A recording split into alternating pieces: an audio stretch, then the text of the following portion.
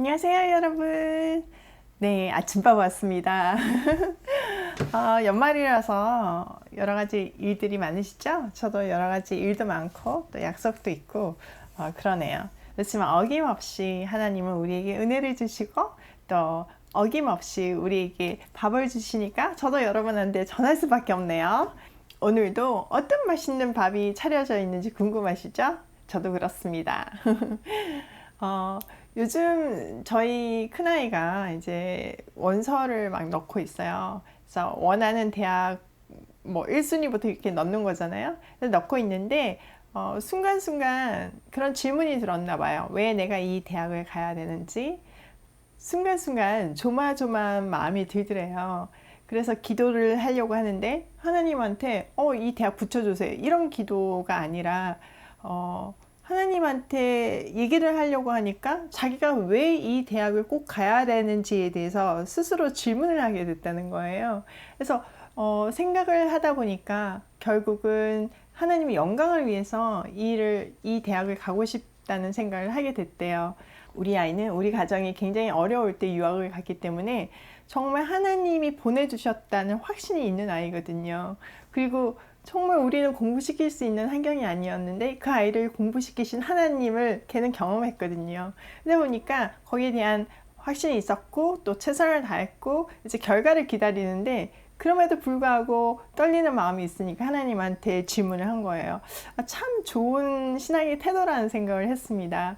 그래서 어젯밤에 히스기야의 기도를 서로 나누면서 정말 하나님의 영광을 위해서 원하는 대학에 갈 수 있게 해달라고 기도를 하겠다고 하더라고요. 그런데 또 한 가지는 우리의 짧은 시각으로는 사실 그게 베스트 웨이인 것 같지만 또 긴 하나님의 시각으로 보면 우리의 선택하고 다를 수 있잖아요. 우리가 이걸 원하지만 하나님께서 베스트 웨이로 이끄실 것을 믿고 거기에 순종하겠다는 얘기를 하는데 제 가슴이 정말 뭉클했습니다.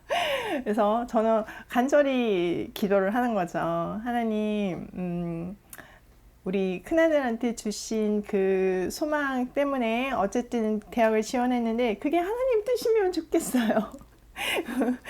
그게 그 아이의 욕심이 아니라 하나님의 뜻이면 너무 좋겠어요. 제가 이렇게 하면서 증거를 하고 있습니다.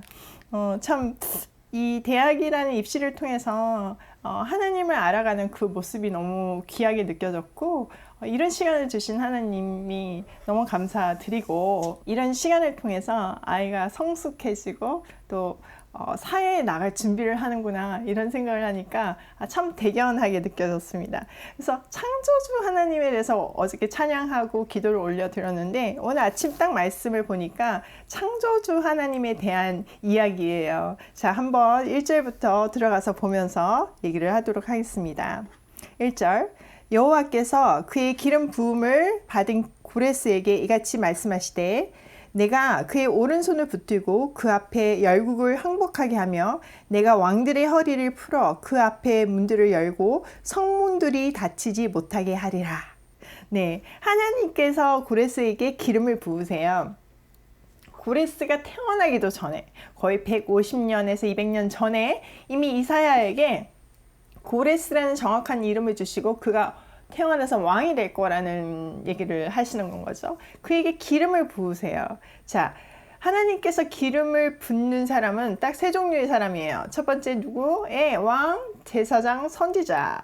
그런데 이 고레스는 하나님을 모르는 이방 왕이었어요. 근데 하나님께서 그에게 기름을 부으셔서 그의 종으로 사용하신다는 거예요. 왜? 이스라엘을 위해서. 네, 그 얘기인 겁니다. 그래서 그에게 뭐 엄청난 그 권력을 허락하시고 너무나 쉽게 문이 열리고 성문이 닫히지 못하게 하리라 이렇게 얘기하잖아요. 근데 진짜로 바벨론 정복이 너무나 쉬웠다고 저번 시간에 나눴습니다. 자, 2절 볼게요. 내가 너보다 앞서가서 험한 곳을 평탄하게 하며 논문을 쳐서 부수며 세뱃장을 꺾고 내가 흑암 중에 보아와 은밀한 곳에 숨은 재물을 주어 내 이름을 부르는 자가 나 여호와 이스라엘의 하나님인 줄 내가 알게 하리라. 네, 정말 너무나 쉽게 적들의 문이 열리고 또 흑암 중에서도 숨겨놓은 보화까지 다 보이는 부귀와 권세, 재물, 권력 모든 것을 고레스에게 주실 거라는 겁니다. 왜? 예, 이스라엘의 하나님 그 일을 통해서 하나님이 이 일을 하신 것을 알게 될 거라는 건 거죠. 자, 이 말은 고레스가 하나님을 경배하게 될 것이라는 얘기는 아닙니다. 예를 들어서 애굽의 바로 왕이 하나님을 인정했잖아요. 아, 진짜 니네 하나님 살아계시는구나. 우리 신이 이기지 못하는 하나님이구나. 그렇지만 경배하지 않았어요. 그냥 내 백성을, 그 이스라엘 백성을 내보냈죠. 그리고 또 정신 들어가지고 막 쫓아가잖아요. 마찬가지예요. 고레스도 하나님을 찬양하고 인정한 건 아니지만 어쨌든 그를 통해서 행하시는 하나님의 손길을 인정할 수밖에 없을 거라는 겁니다. 자, 4절 보세요. 내가 나의 종 야곱, 내가 택한 자 이스라엘, 곧 너를 위하여 내 이름을 불러 너는 나를 알지 못하였을지라도 내게 칭호를 주었노라. 네, 여기 분명히 밝히시잖아요. 내 이스라엘을 위해서 너는 나를 알지 못했지만 내가 너에게 왕의 칭호를 줄 것이다. 이 얘기죠. 그렇게 하는 이유가 있는데 뒤에 나옵니다. 한번 볼게요. 5절 나는 여호와라 나 외에 다른 이가 없나니 나밖에 신이 없느니라. 너는 나를 알지 못하였을지라도 나는 내 띠를 동일 것이요. 여기 또 반복되잖아요. 너는 나를 알지 못하지만 내가 너를 통해서 이 일을 할 거다. 이 일이 성취되면 너는 나 때문에 된 줄 알아라. 계속 그 얘기인 거죠. 6절 해 뜨는 곳에서든지 지는 곳에서든지 나밖에 다른 이가 없는 줄을 알게 하리라. 나는 여호와라 다른 이가 없느니라. 그렇게 승리를 주신 이유가 이거라는 거예요. 하나님만이 참 신이다. 이것을 증거하기 위해서 고레스를 사용하신다는 거죠. 또 7절 나는 빛도 짓고 어둠도 창조하며 나는 평안도 짓고 환난도 창조하나니 나는 여호와라 이 모든 일을 행하는 자니라 하였노라. 하늘이여 위로부터 공의를 뿌리며 구름이여 의를 부을지어다. 땅이여 열려서 구원을 싹트게 하고 공의도 함께 음돋게 할지어다. 나 여호와가 이 일을 창조하였느니라. 하나님께서는 천지를 창조하시고 빛과 어둠을 있게 하셨습니다. 여기서 빛은 구원을 의미하는 거죠. 또 어둠은 뭐예요? 포로 생활을 얘기하는 거예요. 구원받지 못한 것을 얘기하는 겁니다. 근데 하나님은 그것을 통해서 구원이 싹트게 하시고 공의도 이루실 것이라는 거죠. 자, 그리고 9절에서부터 하나님은 스스로 존재하시는 분이시고 어떤 도움도 필요하지 않는 분이시고 능력의 하나님이심을 얘기하십니다. 창조주 하나님이시자 역사의 주인이신 하나님을 얘기하고 계시죠. 9절 질그릇 조각 중 한 조각 같은 자가 자기를 지으신 이와 더불어 다툴진대 화 있을진저 지능이 토기장에게 너는 무엇을 만드느냐 또는 내가 만든 것이 그는 손이 없다 말할 수 있겠느냐. 또 토기장의 비유가 나오죠. 토기가 나는 왜 이렇게 만들었냐고 이렇게 말할 수 없다는 거죠. 이스라엘 입장에서는 의롭지는 않은 아수르를 사용하시고 바벨론을 사용하시고 또 지금 고레스를 사용하시잖아요. 굳이 하나님 백성 중에 한 사람을 쓸 수도 있는데 왜 그렇게 이방 왕을 쓰시는지 이해를 못하겠다. 이렇게 대드는 거에 대한 답변이고요. 또 이방인의 입장에서는 왜 그렇게 이스라엘만 편애를 하시나 이렇게 질문할 수 있잖아요. 근데 창조주 하나님께서는 니네는 그럴 질문을 할 자격이 없다. 나는 너희를 지은 하나님이다. 이 얘기를 하는 겁니다. 10절에도 같은 얘기입니다. 아버지에게는 무엇을 낳았소 하고 묻고 어머니에게는 무엇을 낳으려고 해산의 수고를 하였소 하고 묻는 자는 화 있을진저. 부모한테 왜 나를 낳았어요? 뭐 때문에 낳았어요? 이렇게 말을 하는 거는 말이 안 된다는 겁니다. 자, 11절 이스라엘의 거룩하시니 곧 이스라엘을 지으신 여호와께서 이같이 이르시되 너희가 장래일을 내게 물으며 또 내 아들과 내 손으로 한 일에 관하여 내게 명령하려 하느냐. 내가 창조주인데 피조물 주제 창조주한테 이렇게 하는 게 더 낫다고 저렇게 하는 게 더 낫다고 이렇게 말할 어떤 자격도 없다는 겁니다. 12절 내가 땅을 만들고 그 위에 사람을 창조하였으며 내가 내 손으로 하늘을 펴고 하늘의 모두 군대에게 명령하였노라. 하나님께서 땅을 만드시고 사람을 창조하시고 하늘을 피시고 우주 만물을 다 만드셨기 때문에 피조물이 말할 수 없다, 그 얘기죠. 13절, 내가 공의로 그를 일으킨지라 그의 모든 길을 곧게 하리니 그가 나의 성읍을 건축할 것이며 사로잡힌 내 백성을 값이나 갚음이 없이 놓으리라. 만군의 여호와의 말이니라 하셨느니라. 하나님께서 고레스를 통해서 백성들의 대로를 놓게 할 거라는 거예요. 그들이 앞으로 나아갈 길을 곧게 할 도구로 사용하신다는 거죠. 어떻게 할 거냐면은 성읍을 건축하고 백성들을 어떤 대가 없이 돌려보내는 그 일을 할 거라는데, 진짜 하나님의 말씀대로 고레스는 포로칙령 정책을 통해서 이스라엘 백성을 돌아가게 하고 성전을 짓게 하고 다 허락해 주잖아요. 진짜 놀라운 건 거예요. 그는 하나님 손에 온전히 잡힌 도구로서의 역할을 잘 감당했던 건 거죠. 자, 14절. 여호와께서 이같이 말씀하시되 애굽의 소득과 구스가 무욕한 것과 스바의 장대한 남자들이 내게로 건너와서 내게 속할 것이요 그들이 너를 따를 것이라. 사슬에 매어 건너와서 내게 굴복하고 간구하기를 하나님이 과연 내게 계시고 그 외에는 다른 하나님이 없다. 여기는 이제 대상이 바뀌어요. 이스라엘 백성한테 얘기를 하는 건데요. 애굽과 구스는 땅 끝을 의미합니다. 그리고 스바의 장대들이 다 건너오는데 와서 스스로 종이 돼요. 막 사슬에 매어와가지고 굴복하는 거예요. 그러면서 진짜 니네 하나님만이 진짜 하나님이시다. 다른 신은 다 가짜다. 이 얘기를 하는 건 거예요. 자, 이 말의 성취는 신약에 가서 성취되죠. 열방에 몰려와서 하나님을 믿게 되는 건 거잖아요.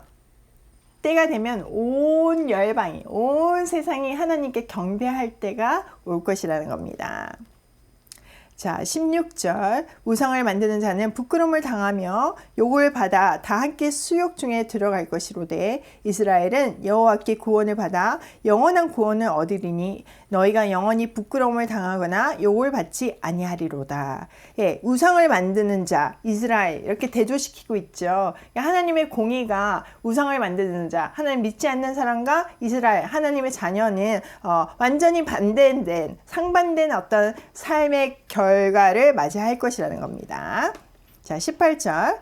대저 여호와께서 이같이 말씀하시되 하늘을 창조하시니 그는 하나님이시니 그 땅을 지으시고 그것을 만드셨으며 그것을 견고하게 하시되 혼돈하게 창조하지 아니하시고 사람이 거주하게 그것을 지으셨나니 나는 여호와라. 나 외에 다른 이가 없느니라. 하나님이 이렇게 말씀하셔요. 땅을 짓고 우주 만물을 창조할 때 어떤 규칙과 원리와 법칙이 있기 때문에 혼돈으로 창조하지 않으셨다는 거예요. 그리고 사람이 거주하게끔 만드셨다는 건 거죠. 그래서 이 비밀이 사실 우주 만물을 창조할 때 그 안에 들어가 있다는 건 거예요. 로마서에 그런 얘기가 있잖아요.